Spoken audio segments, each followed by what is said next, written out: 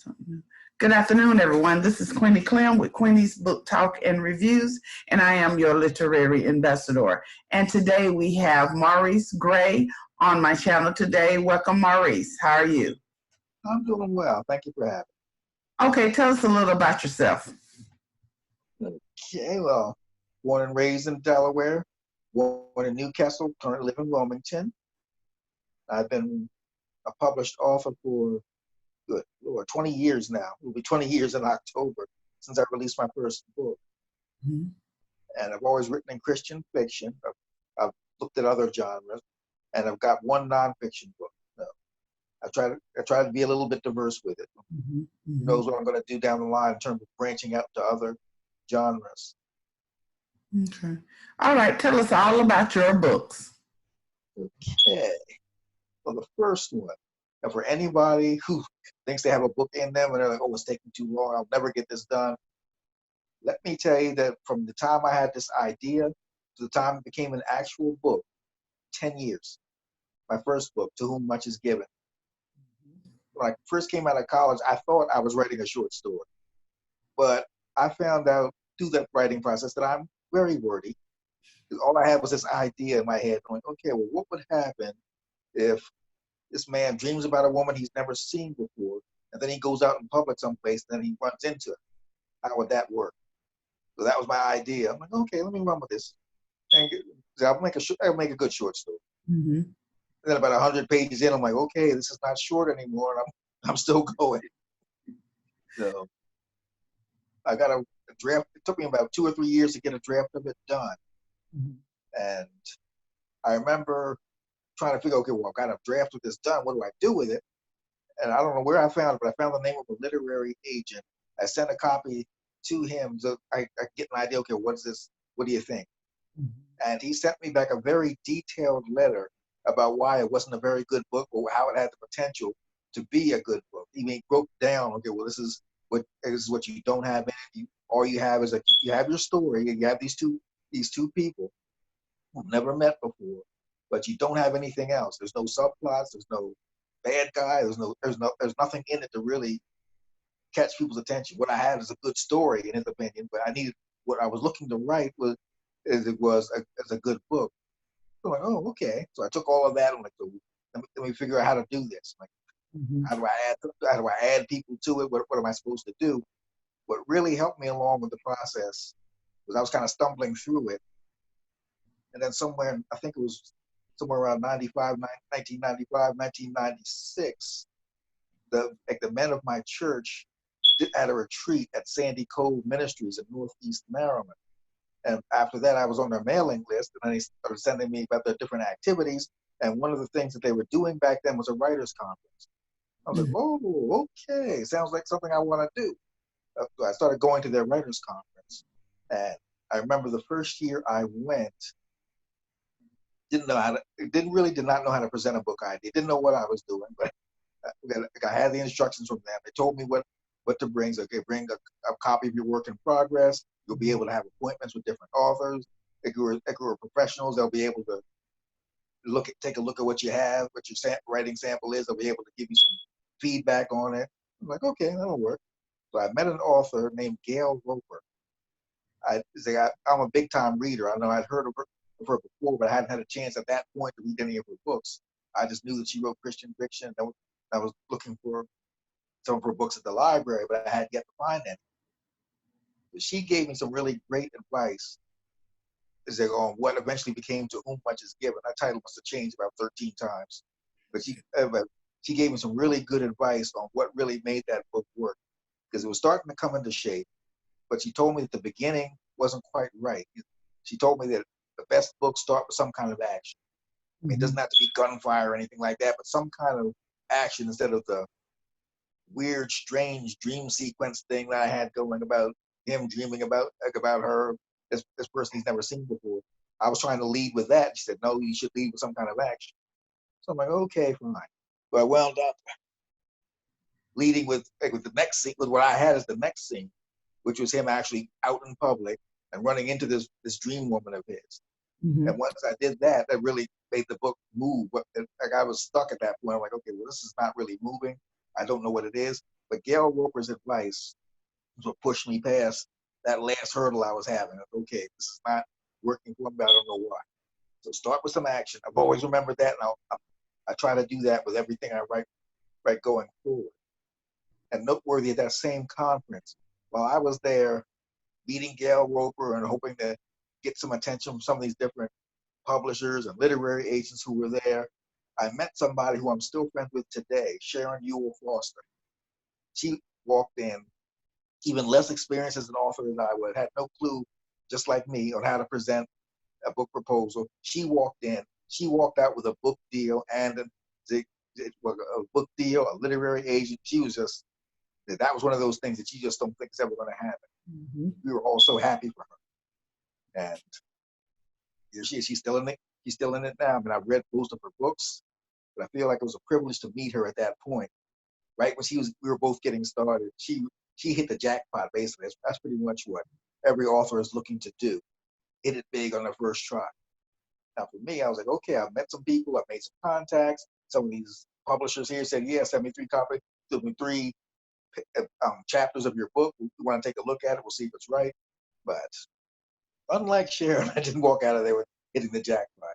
It was a little bit longer for me because I think I sent out to all those who asked me to send out. Then I found a few more, some of these literary journals. Soon I was starting to pile up a nice stack of rejection letters. And some were the basic form letter, we are sorry to inform you that this does not fit our needs. And that was it. Some got a little bit more details. So we would like to publish it. We just don't have the funding right now. We can only do so many books in a year, and our committee's determined that we're only going to do this many, and there are several that were ahead of yours. I'm like, okay, that makes sense. Then there are other ones saying, well, it's not quite what we're looking for. And it was a really tough market to break into for African American authors at that point. Because at that particular point, the prevailing belief was that people who looked like us were not reading enough Christian fiction to justify laying out the money on preparing a book written by an African American, as a Christian author, putting it out there, doing the promotion, all that financial outlay that a company would have to do in order to promote a new author. So I was thinking, well, what do I do with this now? So I've got this. I've got it all the way to where it actually looks like a good book. So what am I supposed to do with it? And then the next very significant happening I had was, like I said, I was an avid reader. I was always in the library looking for books. And I found one called Nobody's Perfect by an author named Patricia Haley. I'd never heard of it before, but I'm like, oh, okay, something by a Black author. Let me take a look. And then I took a look at the back cover. I wanted to see what it was about. And it turns out, oh, this is African American Christian fiction. This is just what I'm writing. I couldn't check that book out fast enough. And once I read through it, and I'm like, okay. I read it, and then I saw that the author had her contact information there. And I looked in and said, who published this? And I saw the name of the publisher. I'm like, oh. Okay, well, they published this book. Maybe they'd be interested in mine as well because it's similar. And so I reached out to her through her contact information that was in the book. I sent her an email. I was rather surprised to get a quick answer. And she mentioned to me that I think it was called Anointed Vision, this company who published her book, that was her company. She self-published. I had no clue what that was. I had no idea that was even a thing. But she told me how she did it. And she set up her company. She did it herself, and she got her books out there. And she was doing well with it. And I was like, okay, I was gonna put that in my back pocket. I'm like, okay, that might be something to do if I don't get picked up. See, I was still under the illusion that okay, one of these somebody's gonna pick me up. I'm gonna get on Oprah. That'll be it. I'm there. It doesn't work that way. You got to work for it. So I think I got up to about 30 rejection letters. And I'm like, that self-publishing thing doesn't sound like such a bad idea after all. But then I started making all these excuses to myself as to why I couldn't do it. Oh, I don't have enough time. I don't have enough money. I was working for TV Guide magazine at the time in Radnor, Pennsylvania. And they solved my problem in one shot. They laid a bunch of people off. We all saw it coming. The company got sold twice in 3 years while I was there. So we're like, okay, no long-term job security in this. Mm-hmm. Surely enough, they had picked up another company in another state. They wanted to move all the work that we were doing over to that state. So they started saying, okay, well, we need to lay off some people. If 50 people want to take a severance package, we'll do that. So I was one of the people who stepped up. Like that solved it right there. I'm going to have the time because I'm not going to be working after a certain date, and the severance package means I've got enough money to do it. Mm-hmm. I took all of my excuses.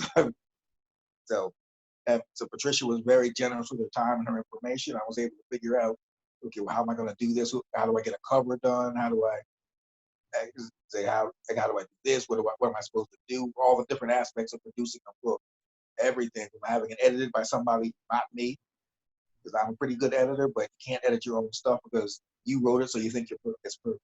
Mm-hmm. So I had to get it looked at by somebody else. I had to get it formatted. I didn't know any of this stuff.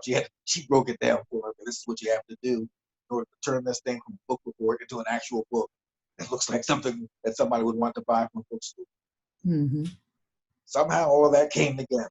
And the official publication date for To Whom Much Is Given was October of 2000. Whatever books I write from there, that's always going to be the first child, so to speak. It went from just that little idea I had, Mm-hmm. man dreaming about a woman he'd never seen before, and then running into her in public. That actually turned into a whole story that had elements of, it had some action in it. There was some action in it. There was when I finally put a bad person in there. Like the agent said bad guy, I made it a bad girl. So I put a woman in there who, like if she was a real person, I would be running in fear of her. Because that gave her all the worst traits I could possibly think of. But I also gave her a backstory that made it reasonable why she would act this way. Why was she willing to go to the length she was? She was literally willing to kill people in order to get what she wanted, which is basically a comfortable life. Because she felt like everybody in her life had always bypassed her, stepped on her, mistreated her, or whatever, and she felt that basically her family owed her something. Mm-hmm. And then when her father, who had mistreated her basically forever, struck it rich. I think I said he hit the lottery or something. And he hit it big. And they didn't even speak, but then she, out of the blue, she contacts him demanding money for him having been such a bad father. And of course he laughed. So that kind of set her off a little bit. Mm-hmm. So part of the story was her going off and how her story intersected with my main characters. This man, Max, who was dreaming about this woman, Donna, who we've never seen before. They were both, yeah, I didn't know how to phrase it at first, but then after a while, after doing a little research and incorporating some things I learned in various Bible studies, okay, this is what I'm going to do here, because there's so many instances in the Bible where people having prophetic dreams of different kinds. So I incorporated that into my characters. Each of them was prone to having these different kinds of prophetic dreams. They weren't sure what was going on.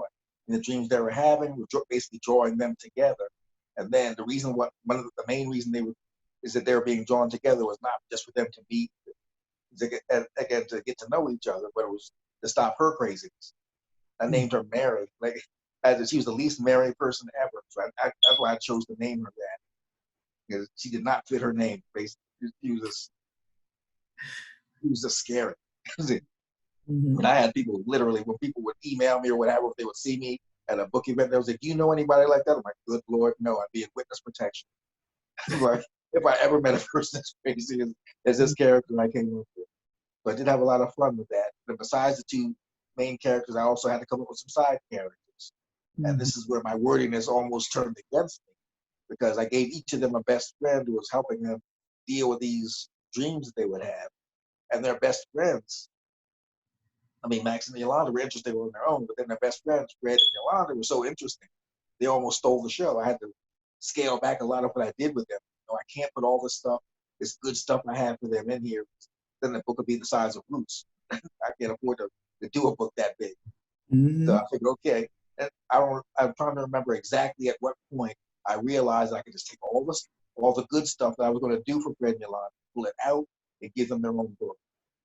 But that's what I decided to do. And then I think it was 2006 when I did the sequel to Whom Much Is Given. All things work together.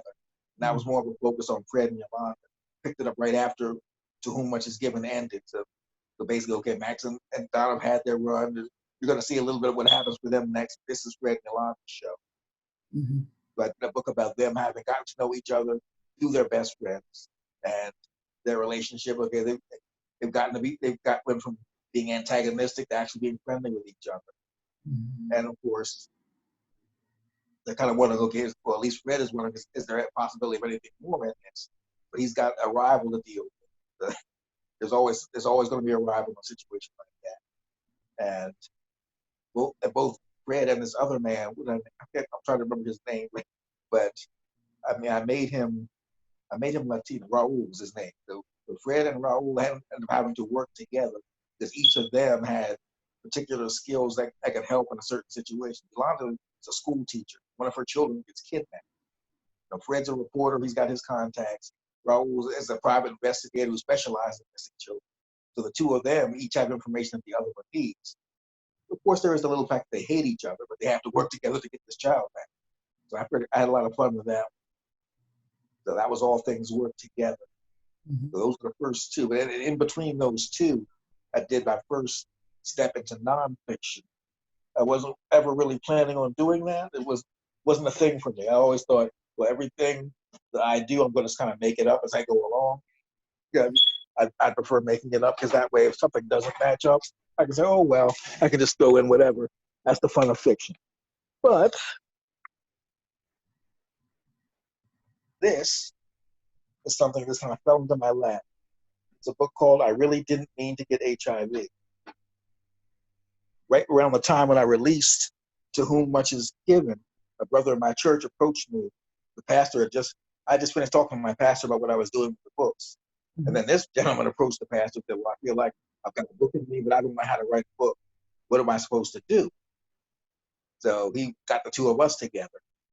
And this brother's name was Livingston Lee. He said he wanted to write about his experiences having contracted HIV, living with HIV, and then how that affected his life from when he was younger to going through a nasty bout with heroin addiction, then getting saved, and finding out he was living with the virus. Mhm. So I had no idea how to do this. I barely survived getting my own book out. So I'm like, how am I supposed to do a book for somebody else? But I had the company. I mean, I formed my company, Write the Vision, so I could do my own books. So I Mhm. figured, okay, I can run his book through my company. But I'm like, well, how do you do this? I've never done anything like it before. So the only thing I could think to do is get together with him. We would sit down. Back then, it was a tape recorder with a cassette. Some some people wouldn't. The younger folks might not recognize that technology, but I had a Mhm. cassette recorder. I would sit down with him. And we would just sit down for about an hour and a stretch, and he would just talk. I would just say, look, let's not try to write the whole book in one sit. Just tell me your story. Just talk, and I'll do the rest. So he would just tell me everything he wanted to have in the book, and I would listen to these tapes, and then I would transcribe the tapes, and I would start trying to pull it up. What can I do to make this into a real book so we can tell his story? It Mhm. was a challenge, but it was a good one. I liked it. I enjoyed myself, and I really didn't mean to get HIV. Had a pretty good run. So it's currently out of print, but I am going to put it back out there probably next year, because next year will be its 20-year anniversary. And Mhm. I think the message is still good. My brother Livingston passed away a couple of years ago, but the book is still good. It's still got a good message even for these times. So I'm thinking about re-releasing it next year, an anniversary edition, so to speak. Mhm. Uh, So that was the one that came right after To Whom Much Is Given. So the next one after that was my first anthology.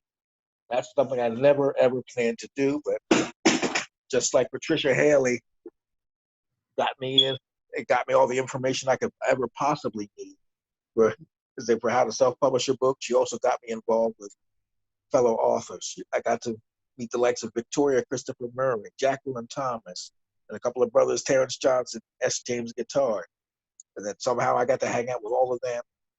And we did a book tour together. Then we did a couple of standalone events. And then if you ask any of us in the group, we still can't agree on whose idea it was. I don't. All I know is it wasn't mine. I can't. I can't even lie and say I was the one who had the idea. But we decided that we should do a project together. It's like each of us, each of us come up. We had to figure out what form that was going to take. We decided it was going to be an anthology.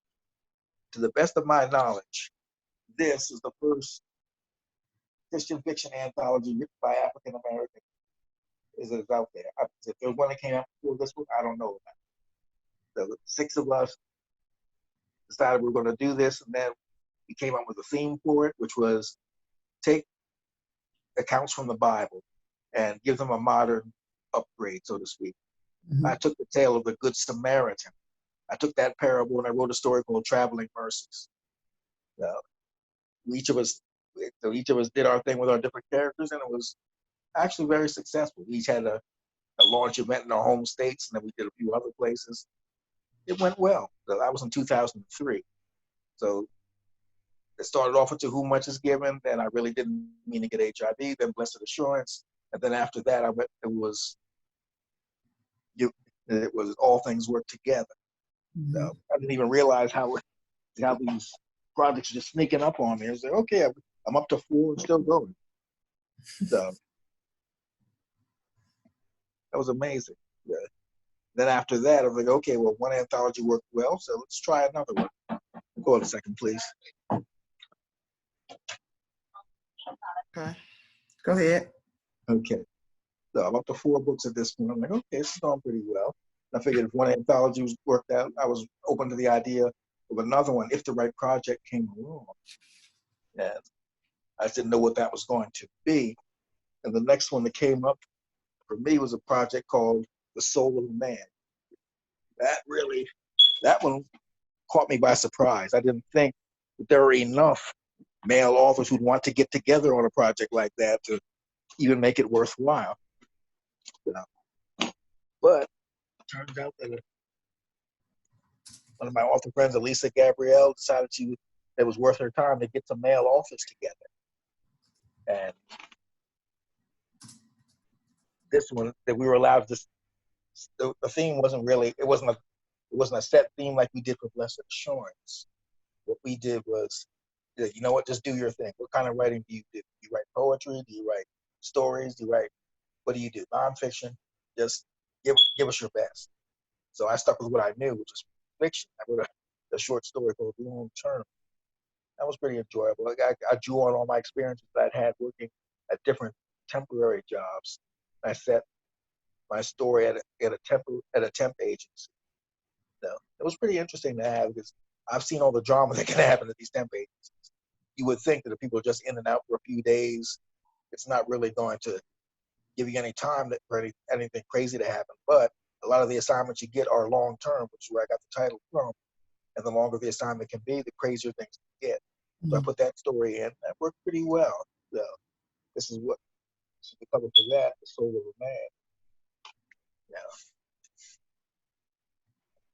I actually had anthologies out back-to-back years. Because right after The Soul of a Man, one of my author friends, Wanda Campbell, put out a call for among people she knew today. I'm putting together an anthology. Do you want to jump in?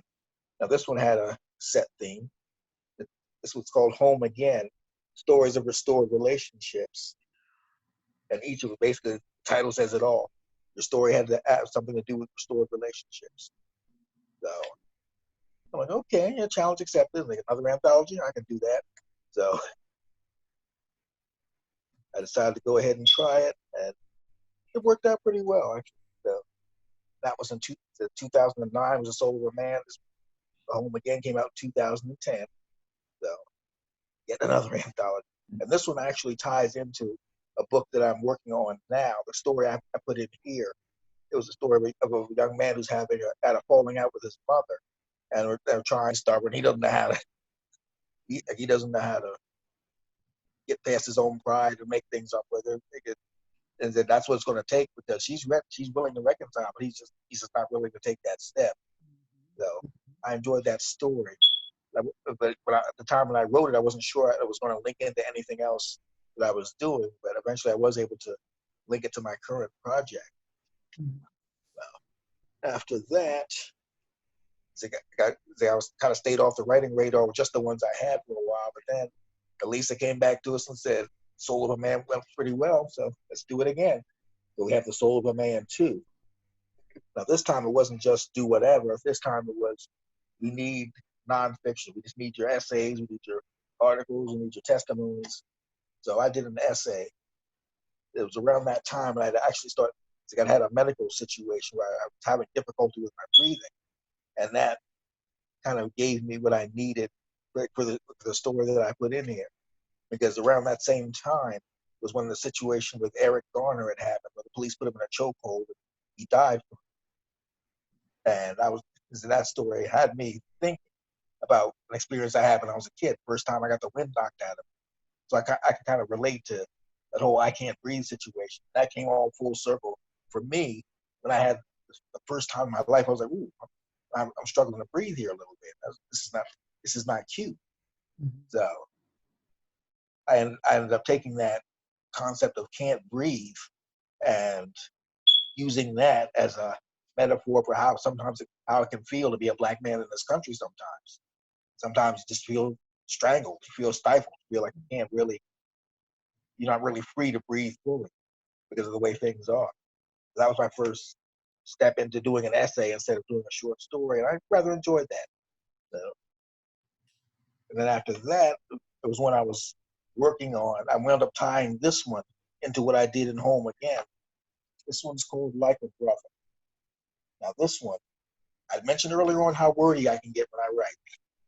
Now this one, I was decided I was going to make this a novella. I'm not going to go 200 pages. I'm going to keep this to about 100, 120. It'll be a lot shorter. We'll see if I can actually cut down on this wordiness and see if I can write something short. And it worked. I deliberately scaled back what I would normally do.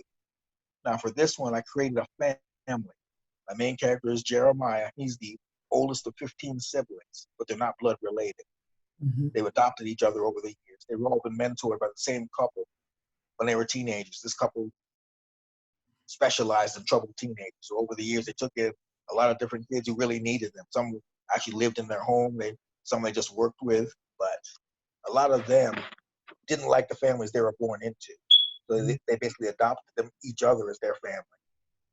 So he is the oldest of this family, which makes him feel responsible for their well-being. If somebody needs something, he's right there. If somebody's short on their rent, he's like right there offering a loan. Somebody's car breaks down, he's the first one out there to take care of them. But it's getting to be a bit much when he's doing so much for all of them that he's not really giving himself a chance to live. And of course, there's always going to be something. And the subplot here is that he's got feelings for one of his, I guess I call them play sisters, which she won't even acknowledge it, much less have the conversation they need to have one way or the other. So there was that too. So he's dealing with how to relate with his family, how to let them know that, okay, we're going to be scaling some things back. I can't keep going at this level. And then this conversation he needs to have with his play sister, Janice, is that ever going to happen? So, and I was able to link that story to the story I wrote for Home Alone, because this couple who did the mentoring, they have one biological son, Eric, and Eric is Jeremiah's best friend among this adopted family. Mm-hmm. And I told Eric's story about how he and his mother weren't really speaking. So I was able to connect that story to this one, and the reason why part of the reason why Eric wasn't in good relationship with his parents at this point, well, besides his own pride, was the fact that he felt that they put so much time into these other kids that when he was having an issue, it seemed like they weren't available for him. So he just let that fester for a while. And then next thing you know, he's not really speaking to them all that much. So I was able to tie those two stories together, and those are going to lead into the book that I'm working on now, which I'm calling Female Problems. There's an event that happens in Like a Brother where what helped Eric turn himself around. Sometimes it takes a big happening to make things work. So Eric finds himself in a really tough situation, ends up in a car accident, and while he's recovering from that kind of helps him get an idea of what's really important and what's not. So with all that, he's able to get it together eventually. So what I did so Eric is going to be the star of Female Problems. Mm-hmm. So I figured, okay, I like what I was doing with him here, but just like with To Whom Much Is Given, when I had to pull Fred and Yolanda out of that book and give them their own, I'm like, okay, well, I can't do too much with Eric here, but I'll give him his own book. So I spun him off into female problems. He's going to be the lead of that. It's going to be him and some new friends he makes. So that book deals with male friendship. You know, the title might be a little bit misleading on that. I'm calling it female problems. Basically, it's the problems that they're having with the females in their lives. It's like Eric can't buy a date. One is engaged and probably really shouldn't be. And the other one, he's like, well, I'm a great catch. Why is nobody with me? He's got to deal with his issues that are keeping him looking like a good catch, but he really isn't. He's got to deal with the fact that he's a workaholic. He's like, he's working too much. If he's not at his job, he's doing stuff for the church, or he's doing stuff for the community, and he's leaving no time for his relationships. So he's got to deal with that. So those three, I'm having a lot of fun with those three guys. Each of them gets their own book. The first one is going to be Eric, and his two friends, Sam and Garvey, will be the side characters, basically. Next book will be Sam's book, and the third book will be Garvey's. So by the time I get done with this long saga, it'll be starting with Like a Brother, going through the 3 novels, and then I'll bookend it with a 5th novella. I'm still working out the details on that 5th one, but basically it'll be like there'll be a trilogy of novels, and it'll be sandwiched in between 2 novellas. So I'm trying to keep my hand in on both forms, like go long, go short, see which one works better for me in the long run. So that's where I am now, working on female problems, determined to get it out this year, and I'm also working on a 20th anniversary edition of To Whom Much Is Given. Once I realized that it was 20 years, I'm like, I got to do something. I can't just let that go by. I got to do something to commemorate that. It's been a fun ride, and I really do want to do something to acknowledge as the time has taken to get to this point, and basically I'm coming full circle now. I started back in October 2000. So hopefully I can release it around October of this year. I can do the anniversary edition. That female problems might be coming out not right on top of each other. It's just something normally I wouldn't do, but both of them have been sitting around way too long. So I'm not in a mood to let them keep sitting. So I want to get them both out of here. In my opinion, it's been from 2016 until now. For me, that's too long to not have anything new out. So it's time to get something out there. I'm praying it's going to be 2 somethings. Okay. Now, you say you're trying to get them out by October. Will that be by CBRLR time? That's what I'm looking at, yes. And are you going this year? If they have it, I'm going to be there. Okay, good. Okay, where can we find you and your books? Well, if you're on Facebook, all you have to do is put my name in, Maurice M. Gray Jr. My page is really easy to find. I'm working on my website these days. It's www.writethevision.biz. I've been doing some things with that. There'll be some new bells and whistles on that pretty soon. So those are the easiest ways to find me. I don't do a whole lot on Twitter, but I am there. So put my name in Twitter, you'll find me. But I'm easier to find on Facebook than I am on Twitter. Between Facebook and my website, I'm not that hard to find. Okay, and where can we find your books? My books are available on Amazon. Or if you want an autographed copy, you can contact me directly. You can also email me, writevision2000@yahoo.com, and I can arrange it like a direct sale for you. But you can find them online at Amazon, Barnes and Noble, places like that. Is there anything else you would like to add before we close? I would say for anybody who's out there who thinks they have a book in them, like I mentioned before, you can do it. Don't feel like you're taking too long. It took me 10 years, might take you 10 minutes. I don't know. But if you do have a book in you, just start writing it. Don't try to perfect it right off the bat. Don't try to do the whole thing at once. Just write that. Just write until you hit a stopping point. Then you can start shaping it. And then you can start, okay, well, let me just start correcting a few things. But the best thing to do is make sure you get everything down that you want to have. Because, okay, well, even if you just have to do an outline of, okay, well, this storyline here, this time, then at least you have something to go with. Well, how do I get from point A to point B? I mean, if you're like me and you need to see something, like doing a good outline, sometimes that works. Sometimes I'll fly by the seat of my pants, but especially if it's a shorter story, but a good outline never hurts. Like, well, who are the characters? What are they doing? Things like that. That way you don't have a thing where, okay, well, I said he was 30 here, then all of a sudden I get down to chapter 5, he's 26. So sometimes it does help to keep track of things like that so you don't make the easy mistakes. That's also why you need a good editor. So, and if you do happen to be an editor yourself and you're as well as an author, don't try to edit your own. Let somebody else take a look at it.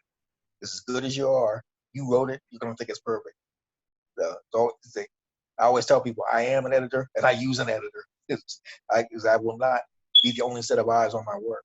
Because easy mistakes will slip in. Yes. All right. Thank you for coming in today, Maurice. I really appreciate it. No problem. Glad I could make it. All right. This is Queenie Clem with Queenie's Book Talk and Reviews. Happy reading. Bye, y'all.